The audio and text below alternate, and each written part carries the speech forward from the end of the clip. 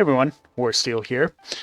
In this video, I'm going to be going over basically my run to get the Immortal Spelunker title. So the Immortal Spelunker title is gained when you complete a delve on the tier 11 difficulty with no deaths. I did this completely solo as a protection warrior. I believe my item level was 601 when I did this run. Definitely very challenging to do. Required a lot of basically just kind of careful play, a lot of patience too. This run was fairly long. I think it took me a little bit under 40 minutes to do the complete run. As you can see, there's a lot of single pulling that kind of goes on in this run. You know, I'll often pull a mob by itself if I can, just to completely mitigate the risk associated with pulling like more than one mob at a time. But I'll go ahead and kind of talk about like some of the strategies and like just things that I did in order to get that. So this first batch of mobs is usually pretty easy. There's just like some ankle biters next to like the webs, and there's like that fearmonger, and then there's this web spinner here. The web spinner does basically two different things. It will do kind of like a web weave ability where it will put, or web launch, I guess is the name of the ability. It will put those webs randomly on the ground. You don't have to stop that. You don't have to stun it or anything like that. It's not a dangerous ability. You just have to make sure you don't stand in the webs, obviously, so you don't spawn any extra ads. This is the gauntlet here. These little mobs by themselves don't hit that hard, but when there's a lot of them, they actually were doing a lot of damage to me, as you can kind of see here, even with like shield block and ignore pain up. So kind of have to do some soft kiting with like thunderclap, just to try to keep them away. So after you kill all the little mobs, you'll spawn a web spinner here. The reason I was kind of running away a little bit there was just to let second wind start going. I am using like the second wind talent. If you can kite away, you know, for longer than 6 seconds, you can actually start getting some health back, like kind of in the middle of combat. As you can see there, I got hit by one of those web bolts that the web spinner does. The web bolts do a ton of damage, so you kind of try to want to stop them as much as you can, using either like spell reflect or interrupt.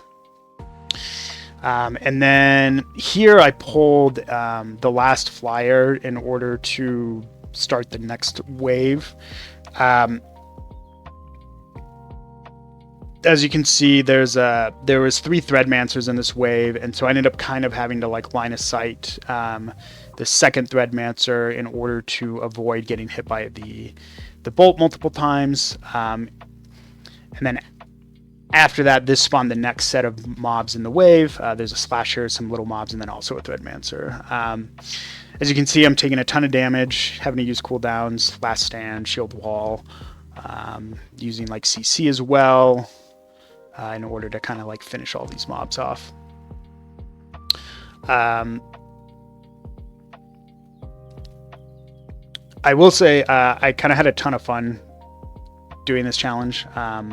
Definitely super enjoyable to do something difficult and a little bit harder. It's actually kind of funny going back to like doing like tier 8 delves or mythic dungeons after doing this, because they definitely feel a lot easier. So I think what that's saying is that I can't wait like for Mythic Plus to open up and start doing like some of the harder dungeons. As you can see here,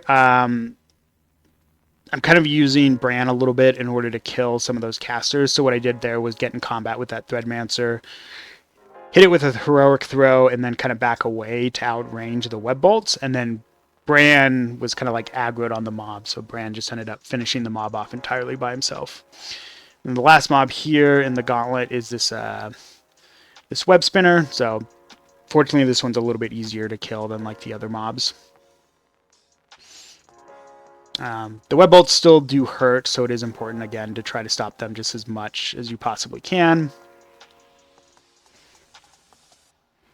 And then when the gauntlet is done, I like to clear out all of the webs down below, because sometimes you may end up coming back down to that first floor.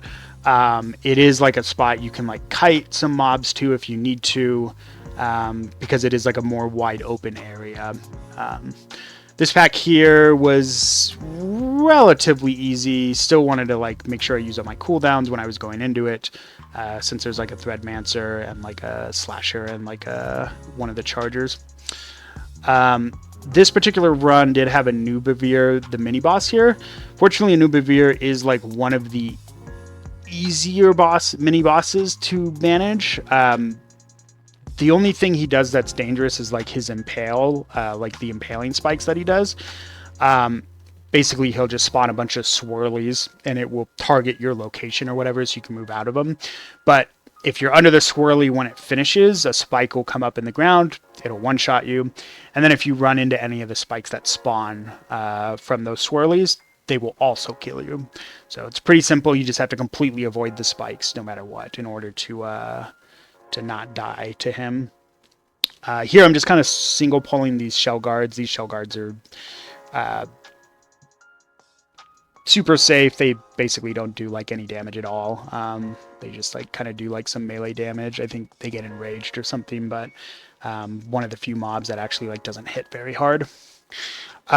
Here I was thinking I could maybe try to have Bran like nuke the Oracle really fast, so I like use a heroic throw, but it kind of ends up not working out because that Zekvir's Verve, that's like a channeled heal that the Oracle does, and the only way to stop it is with like a actual hard stop, and even then when you stop it, it'll just refresh the heal, as you'll see later on.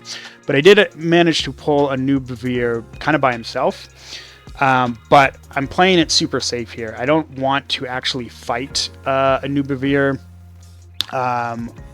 with like these spikes, because again, like I said, all of those spikes, all of those circles, one shots. They will absolutely just completely kill you, no questions asked. So you want to just avoid them as much as you can. So what I'm doing is just running in a circle, using heroic throw to stay in combat, and then just let Bran basically solo him. So now that Nubavir's dead, I'm going to be running back up here, and we're going to be going in, clearing out kind of this hallway area. I try to usually clear out these webs in front. Well, I guess this one I'm kind of pulling the webcaster here. So my strategy, if there's webs in the way, is to either do this, to do like a range pull with like heroic throw and pull the mobs back, and then let Bran like kind of do some damage to them. But then once they're kind of back, I just like kind of went in and helped finish them off. But as you can see, the web bolts are still hitting pretty hard. And then my plan here, again, is to try to just kind of nuke that Oracle as quickly as we can. I maybe should have waited for Avatar on this pull, actually, instead of kind of doing the pull. And I get really overzealous here and end up kind of eating a fear because of it, and it almost kills me from the Fearmonger.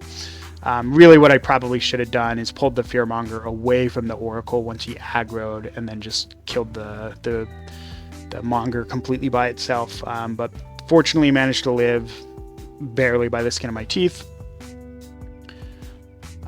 Just kind of solo pulling / killing this Slasher here. But as you can see, even like kind of some of the solo mobs will do like do a lot of damage to my health pretty quickly. So you kind of just have to take every mob and just treat them with a lot of respect, because they will absolutely murder you if you are not paying attention and don't like respect the abilities that they have. Here I'm kind of just playing like kind of mid-range with the captain. The captains have two abilities. They have that webbed Aegis and then that wide swipe. The webbed Aegis, obviously you can interrupt, and it's important to interrupt because otherwise they get a shield that buffs their damage by 25% while it's up. The other ability, the wide swipe, does a lot of melee damage, even through like shield block and ignore pain. You can't avoid it though. Like when you see the wide swipe cast happening, if you just back up like 5 yards, you'll outrange it. Here, just kind of clearing out these webs as best as I can, getting some of these smaller mobs, which is totally fine with like the flamethrower. There's another captain here. I think I kind of just let Bran like solo the captain basically at this point, because I think I'm kind of worried about pulling something extra. Yeah, there's like I think there's like a web weaver or something in the back that's kind of padding around. So I'm kind of just like pulling back and letting Bran basically like solo the captain. And just charge in there to get that interrupt on that Aegis. But overall, I'm, other than that, eating that one fear, I'm feeling pretty good about this run. Things are going pretty well, all things considered.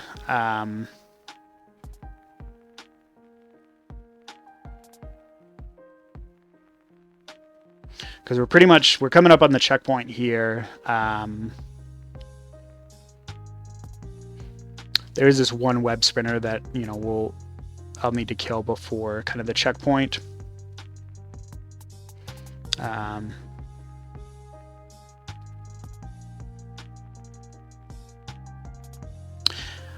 other thing is, it is good to try and like be strategic with how you manage the web bolts, because the web bolt targeting is kind of random, I think. Because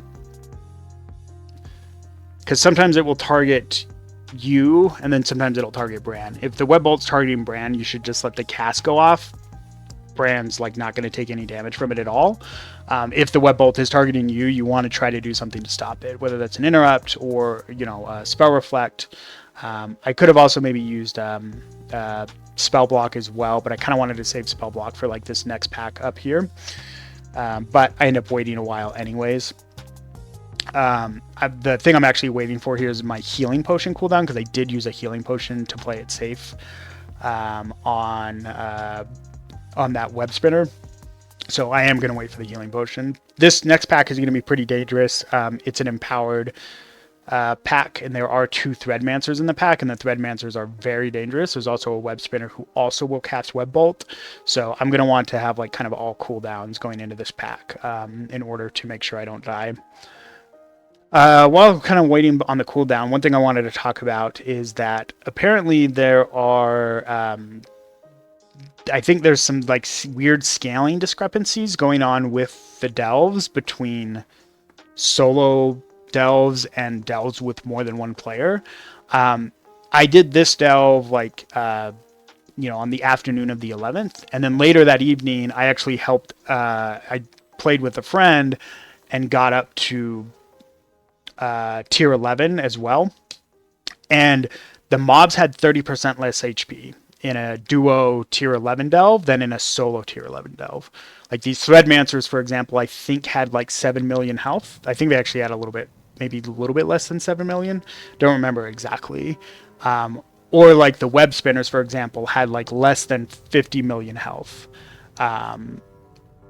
in the duo delve. So the mobs apparently have more health in a solo delve, which is weird to me. The only thing I could think of is that like maybe Bran does more damage in a solo delve than like maybe Bran's damage is scaled down based on the number of players you have in the delve. But then maybe because of Bran's higher damage in a solo delve, maybe the mob's HP goes up. I don't know what the reasoning is. All I know is the mobs had 30% more HP apparently in the solo delve, but they were also hitting a lot harder.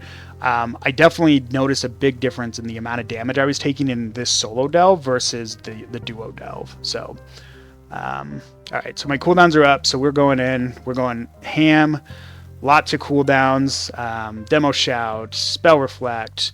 We're going to use shield wall. We're going to, make sure we're using heals, last stand, the whole kit, pretty much.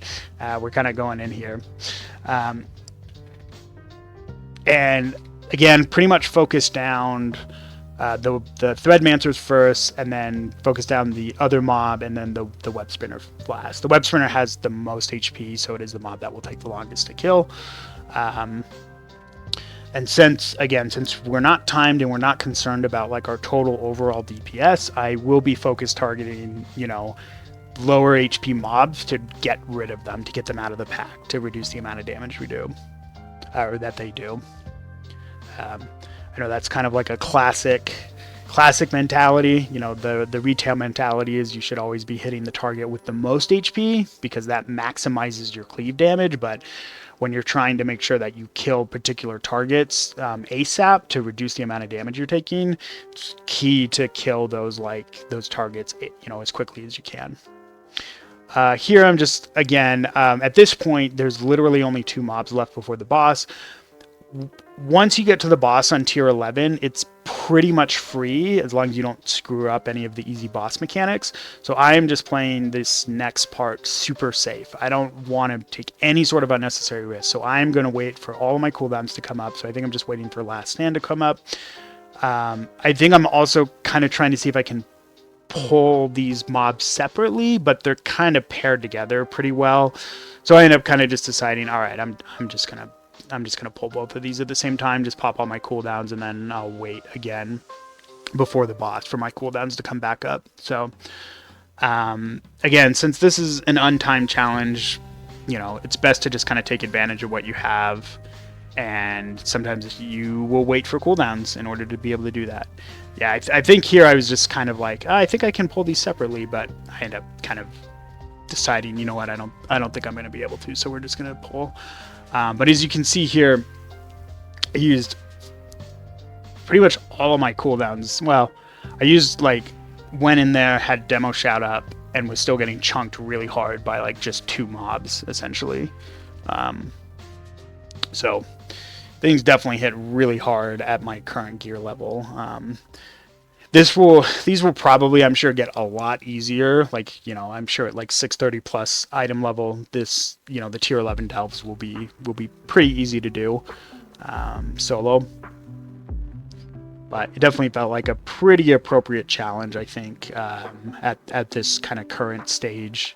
With and I think my brand was like level 22 or 23, low 20s. Nothing crazy, obviously, since now the only way you can get XP is just from Bountiful Delves, and it's only day 2 of the season, so I've only done 8 Bountiful Delves so far. So again, just kind of sitting here waiting for my cooldowns to come up. I guess I can maybe talk about some talents. I might pull up like the talent screen here. I do kind of like having second wind, I think, in this. Again, like I mentioned earlier, sometimes you can do things like kiting mobs away, or running away from mobs and being, you know, not taking damage long enough in order for second to wind to actually start ticking, which can be pretty big. It can like top you off, you know, after you like take a bunch of damage. This particular boss, this web general, there are 2 casts that are pretty important. There's a Curse of Agony and there's a Runic Shackles. I was able to spell reflect the Curse of Agony, but I think my interrupt was down. I might have like interrupted a web bolt that I shouldn't have, which let him get like that first Runic Shackles off. So what I ended up having to do was basically use like shield wall. I think I even used Last Stand just to make sure I lived through it.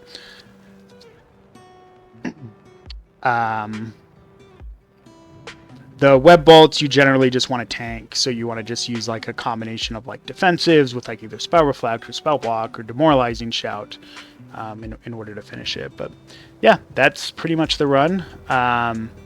It was super fun to do, definitely enjoyable. So if you're looking for something challenging to kind of do this week without, you know, Mythic Plus being out or anything like that, and you're kind of getting a little bit bored of the grinding on Mythic Zeros and you're done with your Bountiful Delves, I definitely recommend trying to go for this achievement. It was a lot of fun. So thanks everyone for listening, and have a good one.